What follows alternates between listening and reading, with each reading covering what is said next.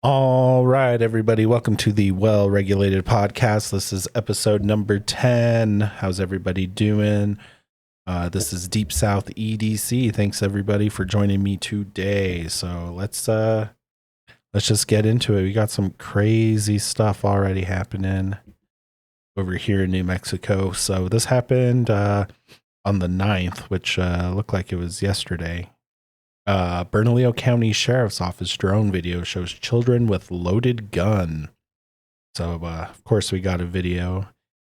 And, of course, we got to listen to that ad. So, let's wait for this to end real quick. So, this apparently involved two children, ages 9 and 7. And, apparently the use of a drone is, being credited for monitoring the situation. And this is probably their attempt as to, anyway, here we go. Sheriff's Office highlighting the work of its behavioral health unit, announcing a new initiative designed to address critical service gaps in the community. Okay, well, this video has nothing to do with the story, so let's just read it. Drone video by Bernalillo County Sheriff's Office shows two children armed with firearms in Albuquerque. The two children were ages 9 and 7, according to Bernalillo County Sheriff's Office. Its drone was credited for allowing law enforcement to monitor the situation live for better situational awareness and to provide updates. Video shows a non-lethal weapon was shot at the two children, which caused one of them to point the weapon at law enforcement. Deputies were able to secure the area and prevent anything further from happening. Bernalillo County Sheriff's Office also said this highlights how valuable its drone program is to responding to people in crisis. All right, so that's all fine and dandy, but I want the video, so let's find it real quick. All right, just looking for the video. Okay, it wasn't that one. This one. Yeah. Okay, this one.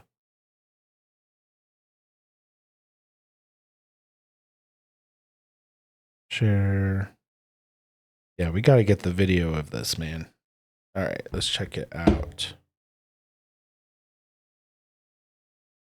All right, of course, we got to let the ad queue up, so we'll just let that go here. So it's going to be this tiny screen here. All right, we're almost there. We're almost there.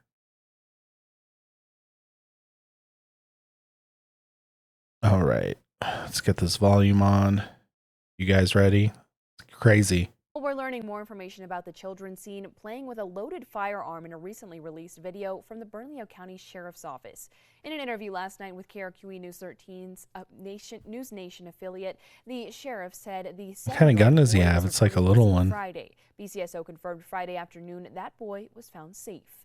BCSO drone footage. Finger on the trigger too. Ages 7 and 9 carelessly handling a loaded gun. Deputies confirm they are brothers, and a concerned neighbor called deputies back in February saying the kids were playing with a gun. The sheriff says one actually pulled the trigger, but the gun malfunctioned. The kids ignored the deputies' demands, so a deputy fires a non-lethal beanbag near them. Look at it. Deputies then go in and take the gun away from them. Oh, dude. From some of the interviews that we've done. Pause. Let's go back a little bit. There's so many things that could have gone wrong here. All right. In February, saying the kids were playing with a gun. All right. So they shot the beanbag at him. This kid's over here like playing like secret agent. Boom, gets scared. Okay. Now they're going to show the cops run up. Okay. He kind of moves this one, but check out this kid here. He like would not let go of the gun. His fingers on the trigger, and that cop is just like tugging for it. That could have been bad. It was like aimed right. It was pointed right at the cop. Look at these kids fighting over it right there. That could have been bad. Oh, so many things could have gone wrong here. All right. I'm glad those kids are safe. The gun away from them. But we do know From some of the interviews that we have done, we know that the child was pulling the trigger. He was taught how to use a firearm by one of his parents. That's something that we're looking into. The sheriff says they've been called more than 50 times to the home, and he's frustrated the state keeps returning these kids back to their mom. Their father is incarcerated. The sheriff says the mother didn't Wonder know which parent taught him how to use the gun. He is looking to charge the father with Benny's Law for not having his gun properly stored. But the father is already incarcerated, right? So why are they like double charging him? Or was he incarcerated because of this this situation? When I was in school, growing up a long time ago, they had this program. I think it was run by the NRA, although I could be wrong because clearly they don't do things like this anymore. But they ran a program. It was like kind of like a gun safety program sort of situation. But it was like, what do you do if you find a firearm? And I still remember this to this day. You stop, you don't touch, and then you tell an adult. Stop, don't touch, tell an adult. That's what it is. If you see a firearm, stop, don't touch, find an adult. These kids look like they were taught, grab the firearm, take it outside, point it at cops, and then handle it unsafely. It's not good. I am totally for teaching children about firearm safety, but it looks like they were being taught about firearms and nothing about the safety. So there you go. A couple of close calls there. Luckily, nobody got hurt there. Kind of disappointed in Action News 7. They didn't have the video up. But let's move on to this next story. Here we go. Now, this story, let me preface. I have a customer at work. He owns a company. One of his employees, let me start it over. He gets a call from some federal agency. It wasn't the DEA, but it was like the Department of Homeland Security, like straight up. And they were like, we just arrested one of your guys. We have your vehicle impounded and you may not get it back. The work van. Turns out his employee was part of one of the biggest fentanyl operations in the country. And we got the story. So before we check it out, make sure you hit that thumbs up button, leave a comment, helps me get seen. And make sure you leave a like on the video. Let's check it out. Oh, we could skip the ad right away. Oh, just the one. All right. Of course, you guys know I never have these queued up right, so it's part of the fun. This one's almost done. Sandia area banking, I guess. Yep. All right. Here we go. Of fentanyl pills are off the streets of New Mexico and other states thanks to a massive takedown by federal agents. Our Zach Rael went through the federal court documents that reveal the massive drug operation that flowed right through Albuquerque. It's been called one of the largest fentanyl drug trafficking operations in history. Right here I have the court documents that detail how federal agents were able to get millions of drugs and millions of dollars off of the streets. Which was enough to basically kill the entire population of New Mexico twice over. DEA agents seized over 4 million fentanyl pills.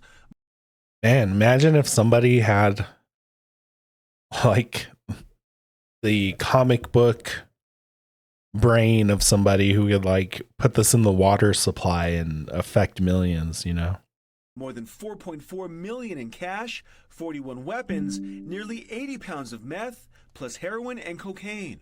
This was a very, very large operation. Former DEA Chief of International Operations Mike Vigil spoke on the case based off of his decades of experience and the harm fentanyl causes. You have to keep in mind that it's 50 times stronger than heroin and 100 times stronger than morphine. Court How does he know? The drug I'm just trafficking kidding. operation flowed from Albuquerque all over the western United States, including Denver, Phoenix, Las Vegas, Nevada. So apparently the base of operations was up here in the Pacific Northwest. So all that fentanyl, or the kingpin rather, was up here, and he was directing all this throughout these states. Pretty crazy. Oregon, and Utah. The year-long investigation led to a coordinated multi-state takedown in which at least 14 people are now arrested, including the alleged leader, Heriberto Salazar Amaya. The federal government says several of them have direct ties to Mexico and are Mexican nationals. Obviously, he had ties to either the Sinaloa. That guy that I know that got busted, definitely has ties with south of the border. Cartel or the Jalisco New Generation Cartel, which are the biggest manufacturers and distributors of illegal fentanyl. The investigation started last year. Court documents say that agents used vehicle trackers, physical surveillance, and undercover operations on the suspects. The organization is accused of receiving orders for drugs and dispatching them on a daily schedule to several large cities. The federal government is charging each of those arrested with several drug charges, which carry a mandatory 10 years in prison each. Some are also facing additional weapons-related charges, with prison time ranging from 5 to 30 years each. All of the suspects will remain in federal custody. Zach Rael, KOB 4. Yeah, so that's pretty wild. So one of the crazy things about this person that I know through work that got busted for this, he was actually not on the radar of the Department of Homeland Security and the DEA. They only know about him because during one of these surveillance operations, they surveilled him and were like, who the hell is this guy? And then they followed him and found out that he was part of that whole operation. So that's real wild. Let me know what you guys think about that in the comments. I think it's great. I'm all for getting illegal fentanyl out of the United States. So there's that. All right. We have some more craziness coming out of my old home city of New Orleans. So this is already from the 5th. So let me see if there's an updated story. So what's going on there is they're pretty much decriminalizing prostitution. And it's a little bit crazier than that, because in the story, not only is it like decriminalizing it, but they're making them immune, like if they're involved or witness to a crime. So let's get in here. I got a button pusher. There we go. All right, this is from the 5th, and I know that it did already go through. New Orleans City Council members are weighing a law that would make it easier for sex workers to report crimes without fear of prosecution for prostitution, a move supporters say will promote public safety and public health. If passed, the rules would make crime victims and witnesses immune from arrest and local prosecution from prostitution and soliciting or loitering related to sex work. Police would be barred from seizing most property belonging to sex workers, money and drugs, and courts could not issue sanctions when sex workers violate the conditions of a pretrial release or probation. Police also could not arrest people based on outstanding state warrants related to prostitution, which is a local, state, and federal crime. Sex workers can still be arrested under federal and out-of-state warrants. Quote, this ordinance is about alleviating fear of arrest for sex workers and victims of sex trafficking who report crimes. All right, that's kind of a stupid statement, because victims of sex trafficking, why would they? Like, they should have no fear of arrest. They didn't do anything wrong. They're the victim.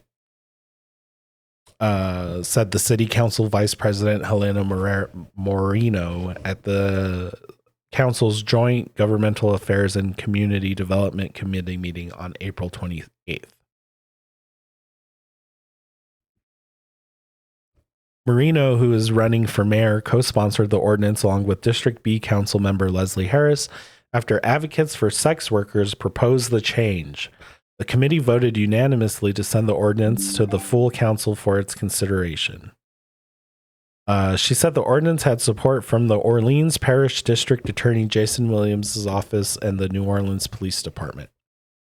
In the past year, Republican Governor Jeff Landry's state police force Troop NOLA has sought to crack down on crime in the city. Landry's office did not respond to a request for comment on Friday. Republican Attorney General Liz Murrill, whose office prosecutes arrests in the city made by the state force, didn't weigh in on whether the ordinance should pass, but said local ordinances do not preempt state criminal law. Way to go. To the extent the proposed council ordinance conflicts with state criminal laws, it would be unenforceable. If the move passes, New Orleans would join other cities and states that have made similar changes. In 2023, Maine governor signed a bill partially decriminalizing prostitution, removing penalties for selling sex while keeping trafficking and paying for sex illegal. Okay, so it's only illegal if you buy it, but not if you sell it. Okay. That's like saying, that's like arresting drug users and not drug dealers. You know what I mean? Doesn't make sense. In California, a ban on loitering, whatever. At a meeting, Marina said the proposal in no way legalizes prostitution and that limited immunity granted by the ordinance would exclusively be provided to crime victims and witnesses. Marina added that she hopes state lawmakers will eventually consider similar legislation. That's pretty much it. So you want to know something even crazier? Is the governor is like outlawing homelessness right now. So I guess they're turning, or what could happen is they'll turn homeless people into prostitutes and kind of create like a whole little prostitute society that's like immune to crime. I don't know. It doesn't make sense. It's making New Orleans worse. You have the state police coming in there because NOPD can't handle the job. And then you have city council going, you know what'll make NOPD's job easier is if hooking ain't a crime anymore. You know what I mean? One less thing for them to not worry about. But it's illegal at a state and federal level. Everybody else has to do it. I don't even think NOPD really went after the prostitutes really anyway. So I don't know what this is. I don't know. And who are the advocates for sex work who want that? Like, I'm fine if a prostitute's like, yeah, I was selling prostitution and was just raped. Like, yeah, that's something different. Of course, you like, that's just kind of like, yeah, don't charge her for prostitution. But I mean, come on. That's like a law that wouldn't have been enforced by the police, like trying to give her the help. Or if she was robbed, even if she was robbed after selling the sex, like Grand Theft Auto style, you know, like the police would help her despite being a prostitute. I don't think you need a city ordinance for that. It's kind of ridiculous. I know that chick's running for mayor right now, so it's definitely a political move. And I don't think a political move that's good for the city. I know the city, they really don't care what happens to them, really. I lived there for 16 years.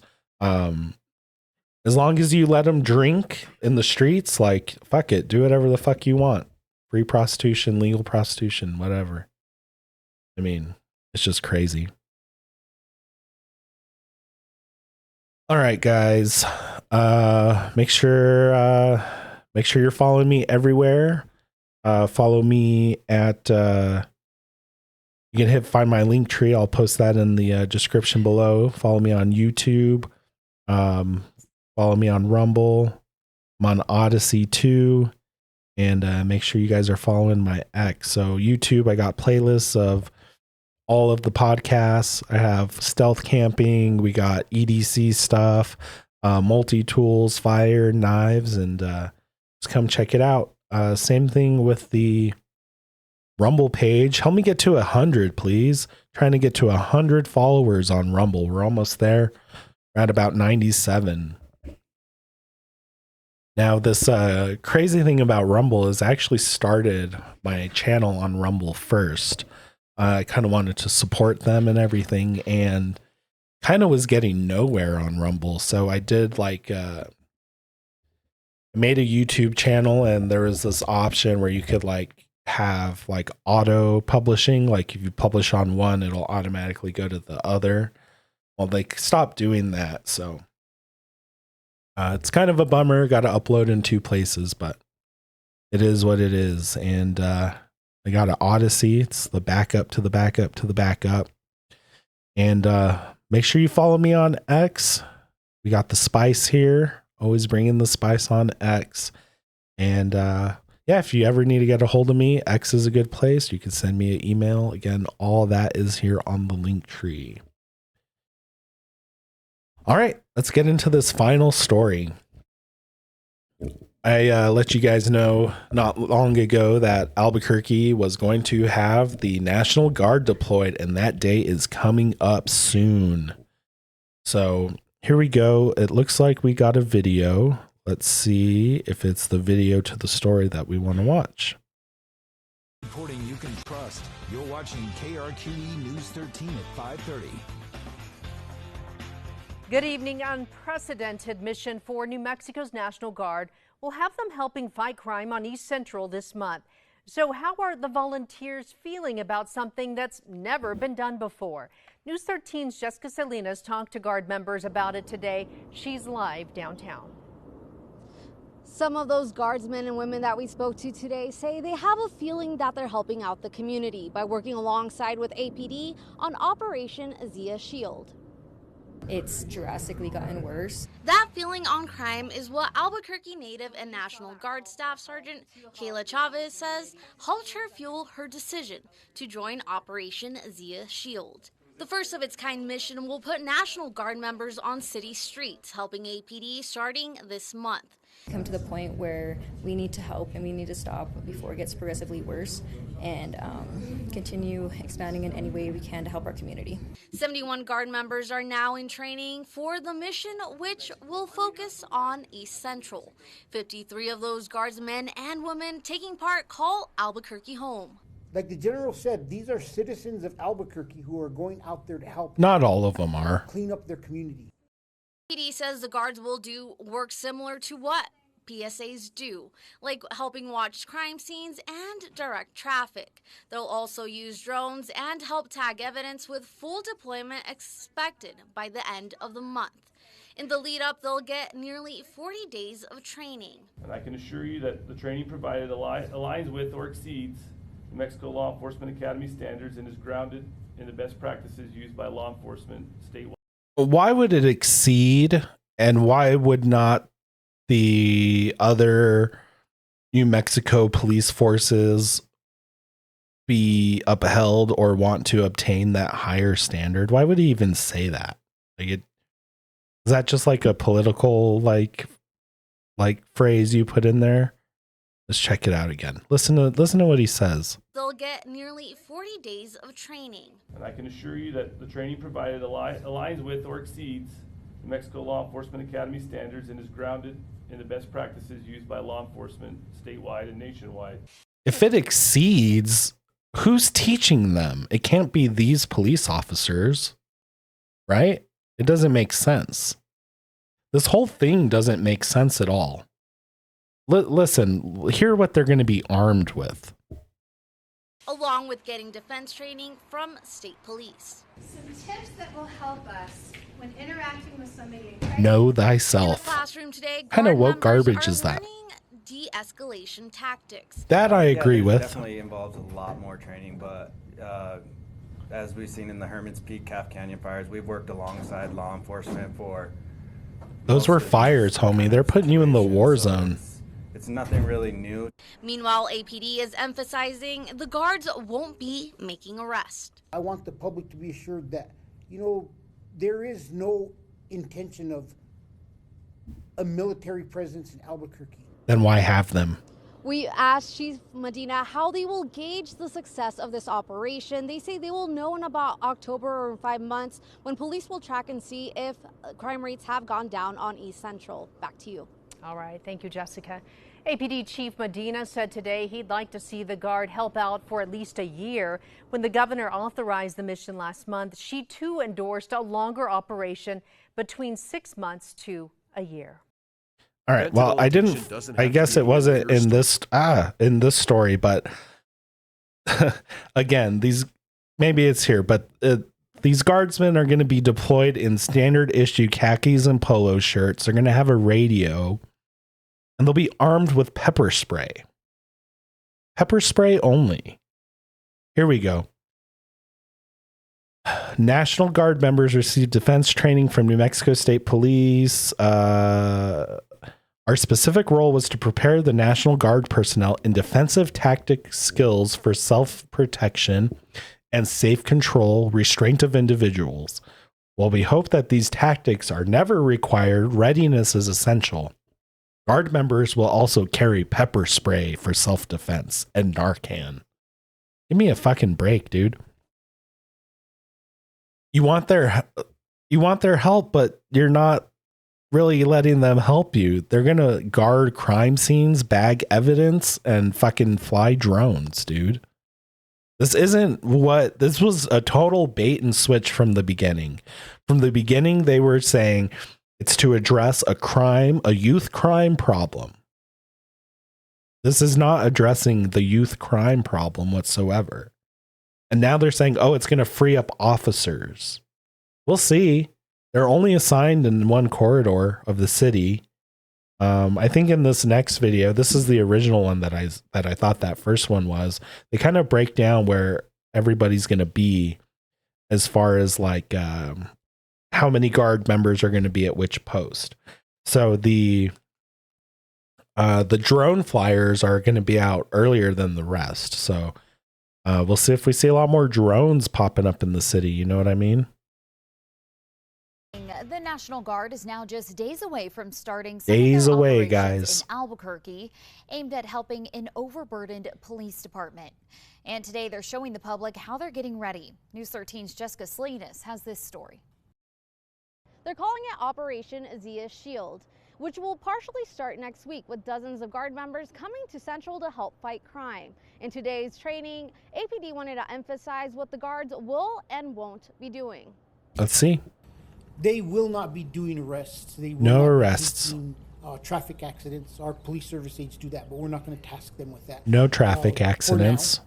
And they also will not be, for now, guarding prisoners. No prison guarding. The Guards' focus will be that changed from last week. Security, traffic control, and helping out with evidence tagging at the Prisoner Transport Center downtown. APD and the Guards say the goal is to free up police officers so they can go to the next call quicker. Over 100 Guard members volunteered for the operation, but so far 71 are cleared to take part, with the majority of those being people who already live in the metro. Today, the Guards showed off some of the crisis intervention training that crews are getting ahead of their operation. Training has been ongoing over the last month. By the time everyone starts, they'll have 38 days of prep, including lessons from New Mexico State Police on defensive tactics. Our specific role was to prepare the National Guard personnel in defensive tactics, critical skills centered on self-protection and the safe, controlled restraint of individuals. While we hope that these tactics are never required. Do they get handcuffs too? I'd hope. As soon as next week, a few Guards, men and women, will start deploying to help with drone operations. The full operation will continue by Memorial Day weekend. Jessica Salinas, KRQE News 13. Guard members will also carry pepper spray for self-defense and Narcan to help with any overdoses. And we'll hear from a Guards woman taking part in the operation coming up today. No, I'm good. Anyway, So that's where we're at. We got, they're saying that there is no military presence, even though they're installing a military presence. They're just giving them khaki pants and polo shirts. So not really military presence. And that's all kicking off on Memorial Day weekend. So get ready, Albuquerque. It'll be interesting. I'll keep an eye on this story. Man, that's about it. I just want to see if anybody else heard that new Kanye song. That was wild. Man. And also, how about that casting call for that music video? That must have been wild too. Anyway, guys, if you liked what you saw, liked what you heard, make sure you leave a like on the video. I appreciate everybody spending their weekend with me. And as always, it's a crazy one out there. So remember to stay well regulated. We'll catch you guys on the next one. Peace.